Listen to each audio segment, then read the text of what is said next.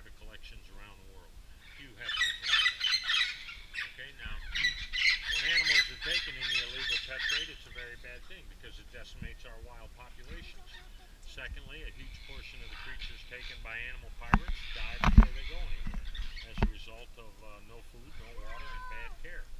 And the ones that do make it somewhere are generally creatures that were taken from the wild as adults and now find themselves in a terrible life of captivity where they can never be happy again because adult creatures don't adjust to captivity well.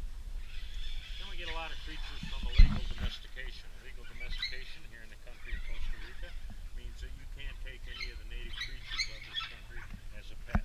If you do, it's going to result in a visit to your house from government officials that will take that creature away and slap a fine. And if you confine it, contain it, put it in a cage, or do anything to domesticate it or restrict its movement, you're in violation of the law. Now we get abandoned baby animals, and we get orphan baby animals, and you guys are going to see some of them today. And we get animals that come to us from a wide variety of injuries.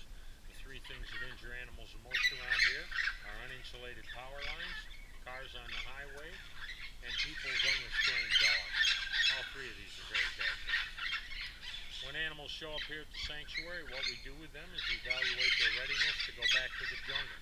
We hope that they're ready for our rehabilitation and reintroduction program, but if they're not, and if they can't go back to the jungle, they end up over here, and this is where animals that are going to be with us for life spend their lives. This is the sanctuary section.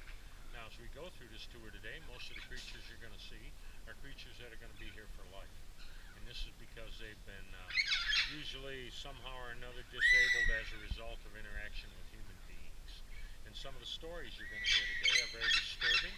And since we got some little ones with us, I want everybody to remember that even if you hear some pretty ugly stories in here, they all have happy endings in the end. And that's because the people that work here make it so.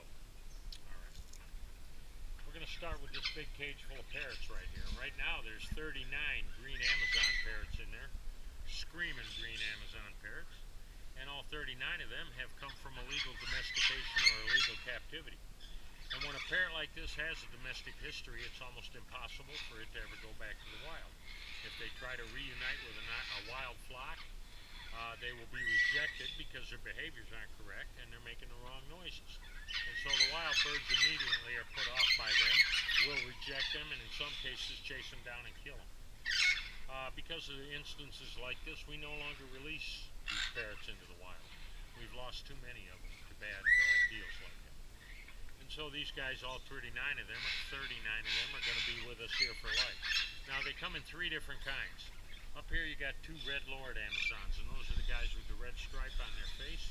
They're the smallest, the most common, and also the most aggressive.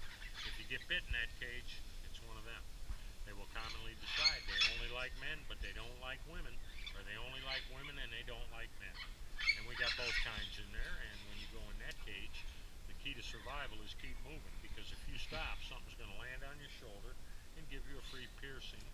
And just a few minutes ago, one of our girl volunteers, that one over there in the garden, got bit on the back going in that cage. I myself have gotten chewed up there this week on my head. So you got to be careful in there, and it's always those little ones that do it, those red lords.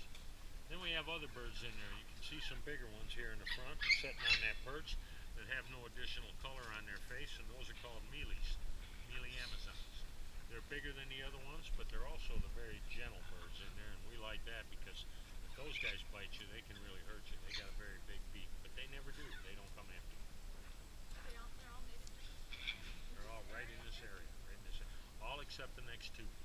These two sitting right up here on this bamboo perch are called yellow-naped Amazons, and they're from Nicaragua and the northern zone of Costa Rica. And because of that, the government's very adamant that we do not let them out here because they're not from here. The rest are, however.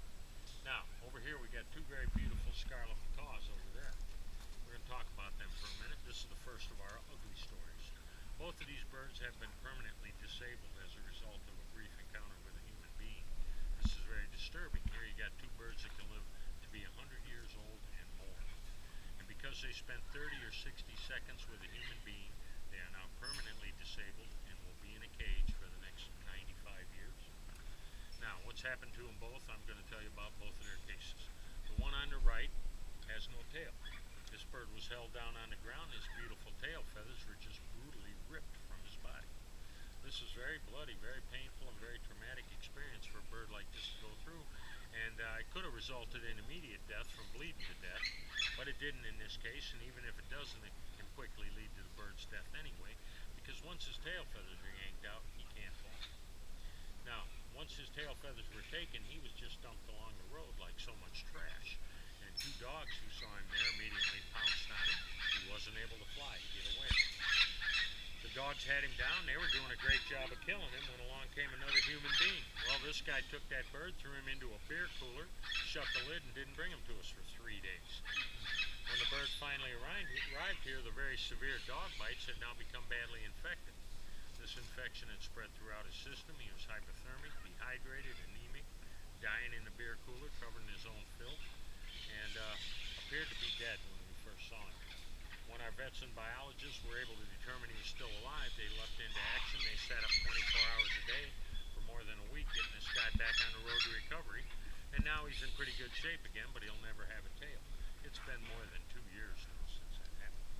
They don't grow back, the feathers? They do if you don't rip the tissue that grows those feathers out with the feathers, like these guys did. They not only took the feathers, they ripped out a lot of flesh, the way they did. If the flesh isn't damaged, you got a 50-50 chance that the feathers will come back within the first year and a half. It's been well over that now. He'll never go back to the wild because he can't fly. That's what humans did to him. The other guy over there who's got a beautiful tail, he got a little too close to a couple of humans and they promptly shot him right in the eyeball with a BB gun. He was found on the ground dying, thrashing around in agony, BB embedded in his eye socket.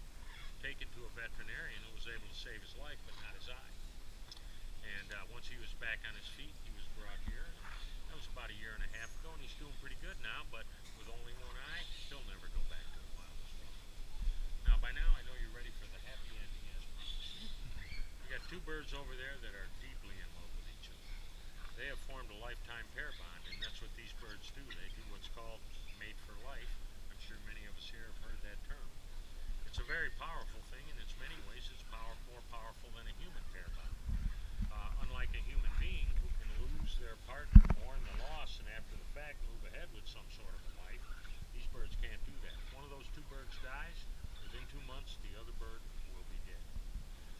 The survivor will stop eating, stop drinking, and shortly after that, fall off the perch.